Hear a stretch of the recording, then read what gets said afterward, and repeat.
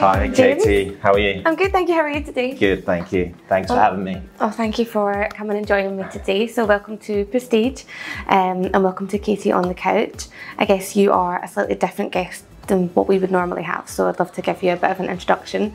James is actually joining us today from Holo, which is a digital mortgage platform here in the UAE, right? That's correct, yes it is. Fantastic. So James, it is really important for agents here in Dubai to understand a little bit about mortgages, or at least know how to point their clients in the right direction. So I'd love to ask you a little bit about, you know, the mortgage kind of services here in Dubai and what you actually offer at Holo. Sure, yeah, sounds good. So as mentioned, I work for Holo Mortgages. We're a whole of market mortgage brokerage. Okay. So we offer the best rates for our clients. And we have a lot of partnerships with real estate agents because a lot of our business does come directly from them. So as you mentioned, it is important to make sure they know the ins and outs, or at least the basics of mortgages, before they refer their clients over. So James, can you please tell me a bit about who qualifies for a mortgage here in the UAE? Is it only for residents? Sure, yeah. So we deal with a wide variety of buyers. Residents obviously can get a mortgage, but so can non-UAE residents. Okay. So you don't actually need to be living in the country to qualify for a mortgage. We deal with salaried individuals, business owners, investors, end users. So we cover the full spectrum. Oh, fantastic. So it's quite a broad array of people that can get a mortgage. Maybe some people don't realise that. Yeah, exactly. There is some restrictions. So for a non-UAE resident, you can only borrow up to 60% of the purchase price, whereas a resident like me and you, we can borrow up to 80%. Oh wow, fantastic. Are there any fees that buyers need to know about before getting a mortgage? Yeah, so that's a really good question because a lot of buyers are not told about the fees up front, and it only comes at a later stage. So yeah, we as a broker, we advise our clients up front on all the fees, so there's no hidden surprises. Yeah. The good thing about coming through us as a mortgage broker is we don't charge any fees for our services, so it's completely free. The fees include a valuation fee from the bank, which is around 3,000 dirhams, a mortgage registration fee, which is 0.25% of the loan amount. Okay. And some banks will charge a processing fee, which varies between, sometimes it's waived right up until 1% of the loan amount. Great, and that just depends on what bank you're dealing with, right? Yeah, it depends on a number of factors, whether you're a resident, non-resident, self-employed, employed, and which bank we go with and what offer they may have at that time. Great, so another question that I wanted to ask, and I was going through your website and this kind of popped up, was regarding fixed and variable rates. Can you tell me what they are and what the difference is between them? Yeah, sure. So the simple way to explain the difference between a fixed and a variable is a fixed rate will fix your payment for X amount of years. For example, it could be a fixed rate for 3 years or 5 years. They're the two most common options. Okay. Whereas a variable rate is purely linked to the IBOR, which is the Emirates Interbank Offered Rate, and that can change month to month. So for people who want security and peace of mind, they would go for a fixed rate. For people who potentially think interest rates might come down and they're willing to take the risk, they would go for a variable rate. Great, James. So the next question is regarding qualifying for a mortgage. What requirements are needed to qualify for a mortgage here in the UAE, and then how do I know how much I can borrow? Yeah, so it does depend on if you're employed or self-employed. So employed is very simple. You need a minimum salary of 10,000 dirhams.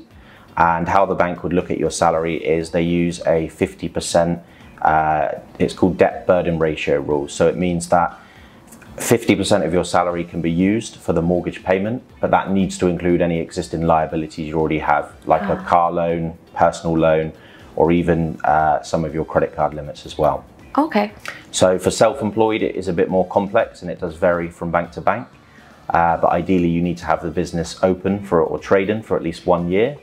And it will depend on the turnover of the business rather than what you pay yourself as a salary. Oh, that makes sense. As you mentioned, it's quite important for buyers to know this up front, because if agents are viewing properties that they can't afford and they find out at a later stage it's better to do the work up front and find out. Of course, you're better to get all the kind of practicalities out of the way straight away. Yeah. So how does that work then for like international investors? Does that mean that they need to have a business set up in the UAE for at least 1 year?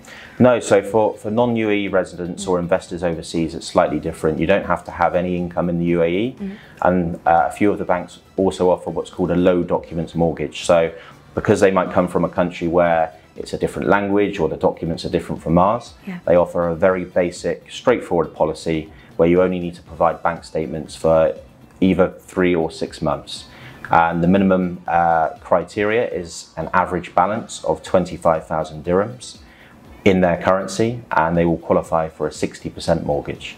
Oh wow, fantastic. So it seems like that may be an easier process than it would be in other countries for international investors. Definitely, yeah. I think the banks here are encouraging people to take mortgages regardless of your situation. So yeah, we deal with a lot of non-UAE residents who are investing. So James, since you've been in Dubai, what kind of changes have you seen in the market? Because I know that there's one kind of topic that I wanted to discuss with you and get your opinion on. I know many people that moved to Dubai thinking that they would only be here for 2 years max. It's now 5-10 years down the line and they're still here, and they've just put off buying for each year because they've continued to rent. And really, when you think about it, like if you've been here for 5 years or 10 years, surely it would make more sense to have bought a property and be paying a mortgage instead of rent. So have you seen like an influx of people recently buying, or do you feel like people still need to be kind of educated on mortgages and how easy it actually is for them to buy here? Yeah, I think now we have seen a change in more end users. The rent prices increased, so a lot of people are now thinking, why am I paying this rent when I could pay it towards a mortgage and have something at the end of it? So more often than not, the actual mortgage payment's cheaper than the rent anyway. I think the thing that stops most people is the down payment, the 20% deposit, which is quite a large amount. But if you do have that available and you're planning to stay here for a long time, or even if you're not and you think, well, I could at least rent this property once I leave, then I think it's definitely worth doing. I was in the same situation. I only came here with a plan of maybe 1 to 2 years. Like many people. And then after 1 year, I thought, no, I love it. And I bought my first property. So I'm saving money on, paying my own mortgage instead of rent. Oh, wow. Congratulations. Thank you. So you've been here 3 years now? 3 years, yeah. Fantastic. And you've already got your own property. I do think it makes sense because, like you said, rent prices are going up pretty quickly. And I don't know anyone that kind of comes here for the 2 years that they originally say and then go home. Dubai is a kind of place that kind of hooks you, and I guess it's quite hard to leave. It is, exactly, yeah. It's hard to go back home after experiencing the lifestyle here and how it is. So yeah, and even if you do plan to leave, as long as you buy something in a good area where you think I can rent this out either on short term or long term, and then potentially sell it in the future. So James, you've covered a lot of different topics about mortgages here in the UAE. Thank you so much for all of that knowledge and insight. No problem at all. I know that we've been using your services for some time now, so our agents are well informed as to how to get in touch with you. But for any other agents or clients out there that want to inquire on your services, what's the best way for them to get in touch with you? Yeah, sure. So it's definitely worth reaching out directly to me. If you're a client, I can qualify your eligibility over the phone in about 10 to 15 minutes just to give you an estimate of what you can borrow and whether it's likely to proceed.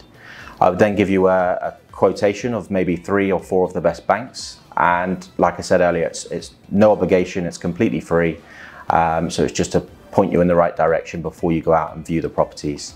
And as you mentioned, if you're a real estate agent and you're thinking I need to make sure my buyer can afford this property, then by all means you can reach out to me and I can make sure they qualify for you. Perfect, thank you so much. No so problem. I really hope that this has been useful to any clients or even agents who needed a bit more information on mortgages, and now they know how to point their clients in the right direction. So it's been really great having you here, James. Thank you for having me on. Great, thanks for coming on the couch today. Thank you.